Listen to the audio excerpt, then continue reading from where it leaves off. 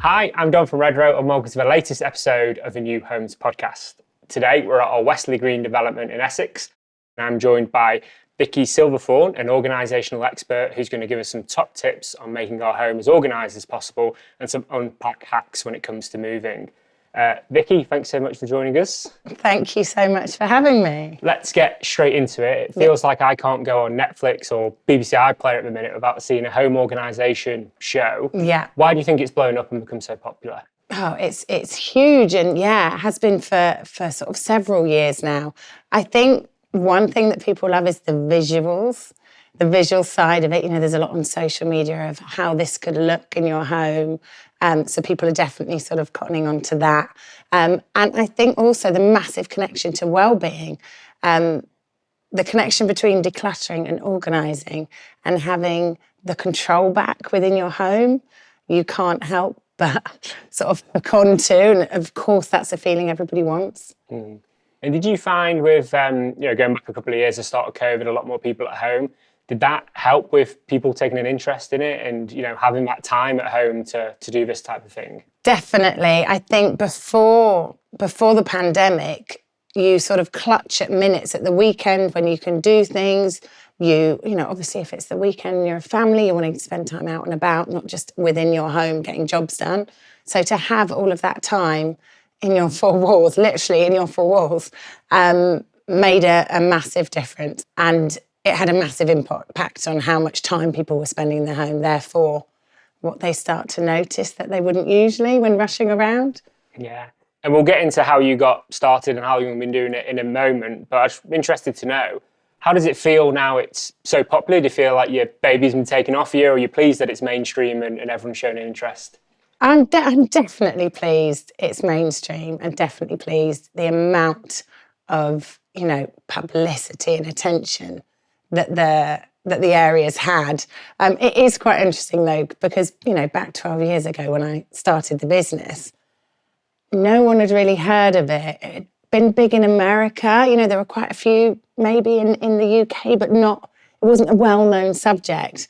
So I've loved watching it grow over the years. I find it quite interesting to see so many people fascinated by the subject. And what was the trigger for you to get into it then? Were you always quite organised personally and decided this is something I can do, or what was it that inspired you to get into it? So I think we have to separate this into two sides. So there's organised in an administrative way, and there's organised in a sort of physical home organisation way. So the administrative side of things, I'm not a lover of. I don't like being on a laptop. I don't like admin. I despise it, in fact. But when it comes to the physical organisation of a home, that's what I can do. So when I worked as a PA, my sort of love for that side of things grew, and my hate for the admin side of things also grew. So I found that when I was working for the last boss that I was sort of employed by, when I made these physical changes to her home, there was such a positive difference in her and the way she felt about it. And then exploring it a little bit more and seeing that I could actually make, a career out of this, I just felt like I'd found my calling. And you mentioned at the start, a sort of link there about the well-being aspect of it all. How important is that? And have you noticed a marked difference when you work with clients that actually that clean space helps with a clear mind as well? Yeah, I always give an example at this point. So imagine for your well-being, you go out and you do yoga. You go to a yoga class and you come back to your home and you park your car and you put your key in the door and you open the door, calm, shoulders down, you've done yoga. You open the door to utter chaos. Physical to-do lists all over your home, piles of stuff that you need to sort, stuff that you haven't taken out, stuff that you haven't dealt with. For me, that would immediately, shoulders would be back up, stress would be back there. So I feel like it's a vital part of calm and well-being that some people don't even realise is such a huge part of it. For me, definitely, if I don't have control of my home, I feel more stressed, I feel more anxious. There are so many studies that show if there is so much visual distraction in our home, and it can have such a negative impact on our well-being. And I think more people are sort of standing up and listening and realising that it's a really obvious connection, really obvious. And you were telling me earlier, weren't you, before we started filming, about how when you started, people were like, oh, that's what you do for a living? I imagine it's the complete opposite now, and people are fascinated by what you do. You've obviously got quite a bit of a social media following as well. What are the types of common questions that you're always getting asked? Yeah, it is. It was definitely like that at the beginning. I'm not sure if people thought my business would take off, but I somehow just knew that it would. I don't think I've ever had so much confidence in just doing something. When I look back, I think, oh my God, that was quite brave, just sort of dropping everything and saying, I'm going to become a professional organiser, and nobody knows what it is. You know, I'm so glad I did it. Now everybody knows a lot more about it. I think almost the interest when I'm like out socially is a bit less because they're so much more familiar with it. Whereas back then, there was just question after question after question, like, what is that? What do you mean it's a career? You tidy people's houses, you do what? So now I think the interest sort of almost gone down a little bit, again, socially, but definitely more in the media. It's gone up and it's rising and it's still very much there. And obviously, this being the New Homes podcast, a lot of our listeners and viewers will be going through the process of moving home at the minute or be thinking about it in the future. What are your sort of real top tips for people if they're thinking, we're going to move in the next 6 months? What should they be starting to think about now? Oh yeah, massive part of the job. So the first thing I always say to people when they, finding out that they've got their place, got their new home, they're going to get their plan of action started, is to start a moving folder, without a doubt. Some people prefer a physical moving folder. I certainly did. Other people prefer it digitally, or maybe there has to be a mix of both in this day and age. So without a doubt, one place for everything is vital. You want to be able to put your hand on something. You want as less stress as possible. The second thing, one thing I always started when I was moving, I started so early, was a change of address list, because you don't want to be cramming it in last minute. It's one of those annoying irritations if you haven't done it and then you suddenly remember. It also means that you've got that constant flow of posts coming through the door and emails coming in for, say, 3 or 4 months in the build up to your move, that you can just keep writing down the name of those businesses and those companies. Another big one would be declutter way before you move. Start that process, even if it's like a few hours each weekend, to get rid of stuff that you no longer want before you move house. Otherwise, you're paying for removals people to carry it all over. You're paying for that space, and then you're just going to have to deal with it at your new property. And that should be somewhere where you're starting afresh. So definitely start decluttering in the build up to the move. And another one would be, and this is really hard for people, be really patient when it comes to buying things for your new property.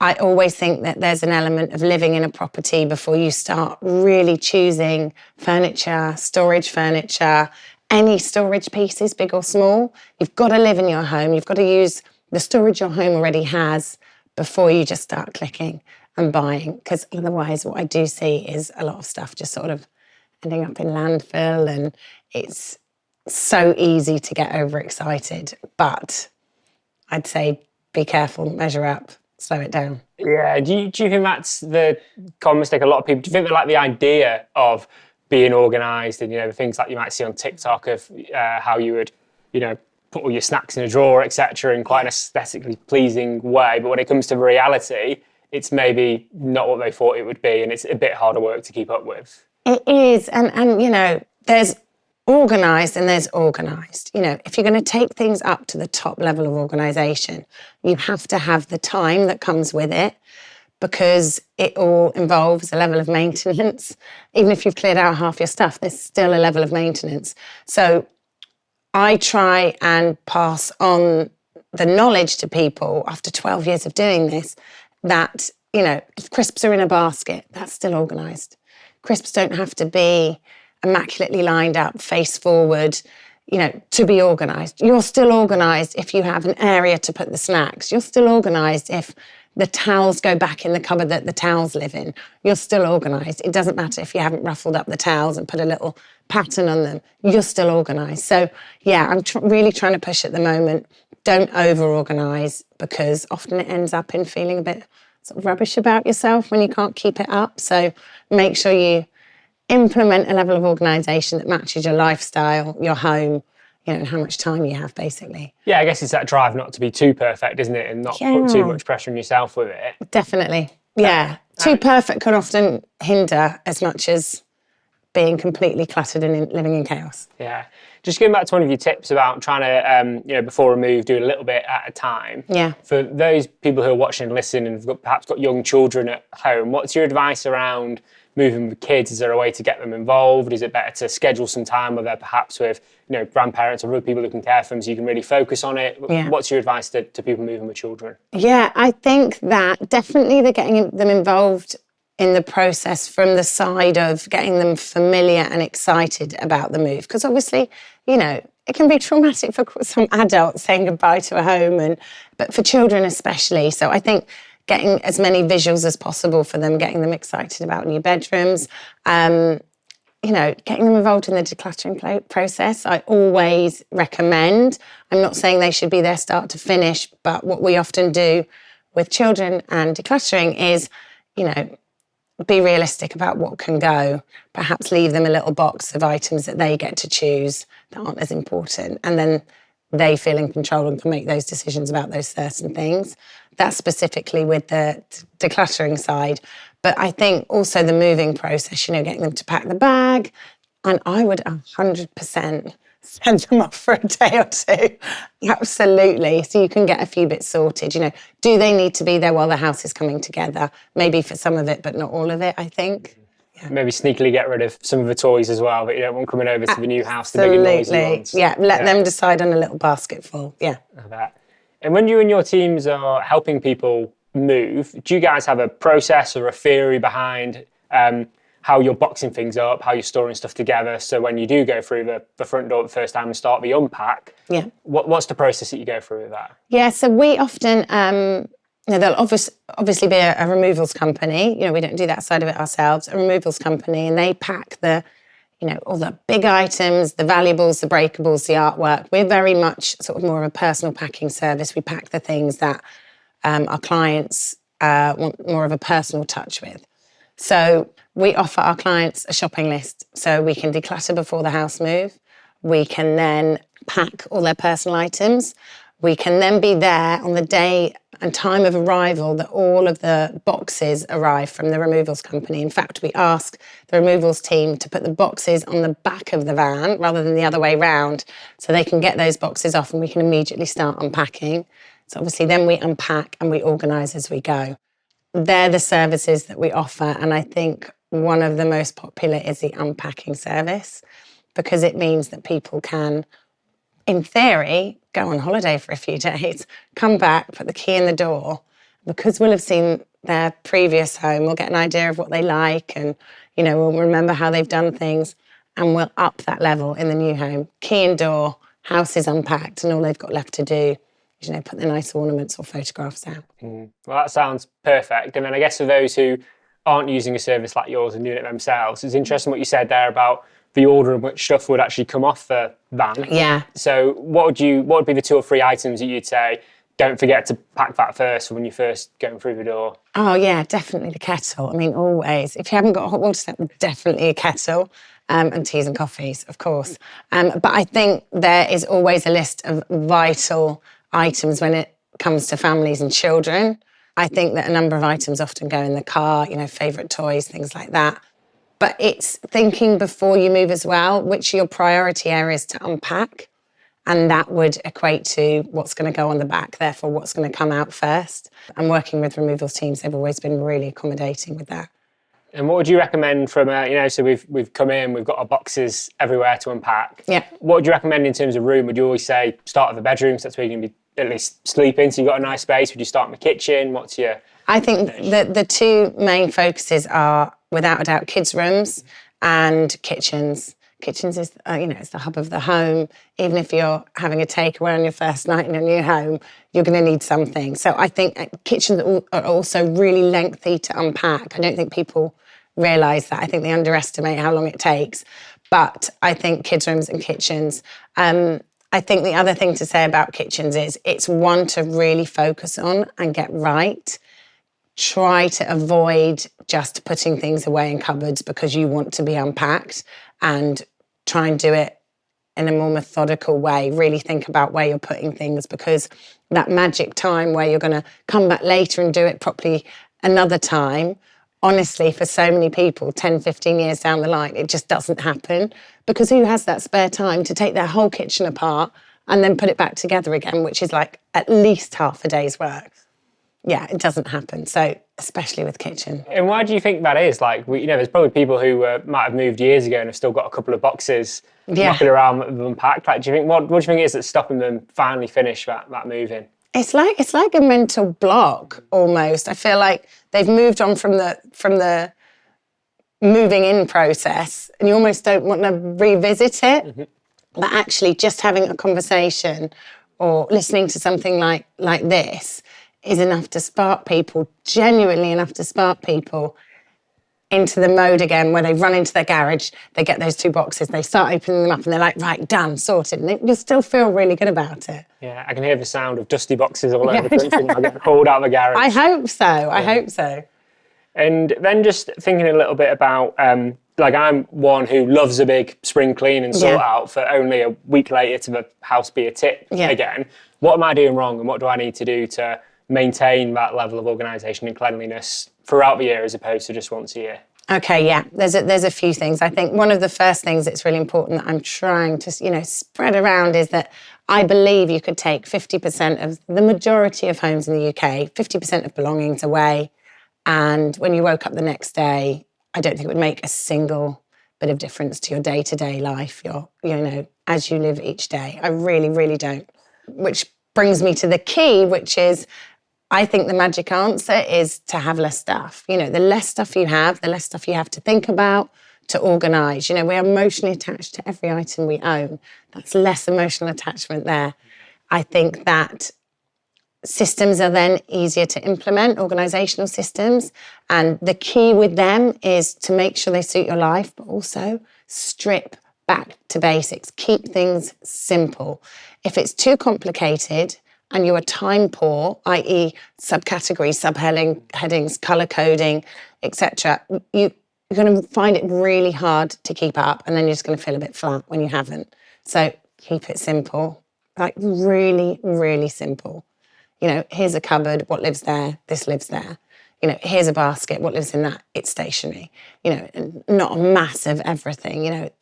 We can live without so much. And the question to ask yourself when you're decluttering is, can I live without this? You don't have to do any gimmicks or tricks or rules or anything. It's just a guideline of, can I live without this? And honestly, most really can.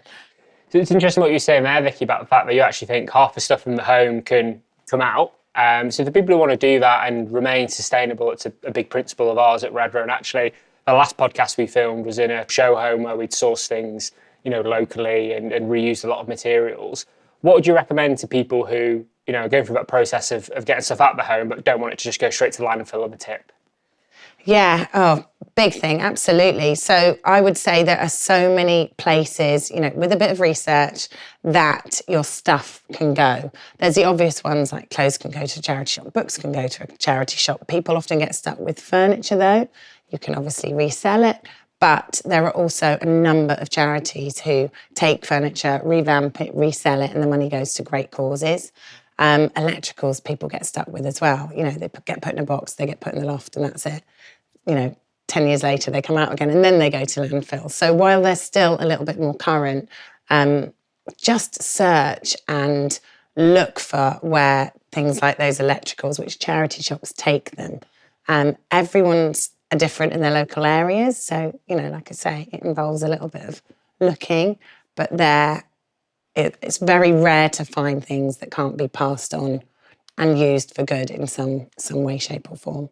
So we finally got a nice, organised, clean Zen home, and then Christmas comes along, which is just around the corner, and we fill it with stuff again, don't we? So what are your top tips for staying organised over Christmas? Yeah, so many. It's like getting ready for this influx of stuff, isn't it? And I think this year, start thinking about how much is coming into your home, especially with presents, and perhaps think about giving the gift of experience as opposed to giving the gift of stuff. You know, there is so much more sometimes when you give the gift of an experience, which also comes with an amazing memory. You know, instead of giving all your friends physical gifts, how about you'll go out for a nice dinner and that's your gift to each other? So yeah, thinking outside of the box, and of course, again, having a huge declutter before Christmas, because especially if there's children involved, there's going to be additional items, aren't there? There always are. So yeah, a good declutter before Christmas, but be more mindful with your shopping this year. Start from this year. Well, thanks so much for joining us today, Vicky. I certainly know what I'll be doing this weekend, clearing out the house and garage. So thanks again for joining us. Thank you so much for having me. Thank you. And thanks to you for watching and listening as well. If you've got any questions for Vicky or topics you want us to cover on future episodes, then just let us know on our social channels, and we'll see you next time.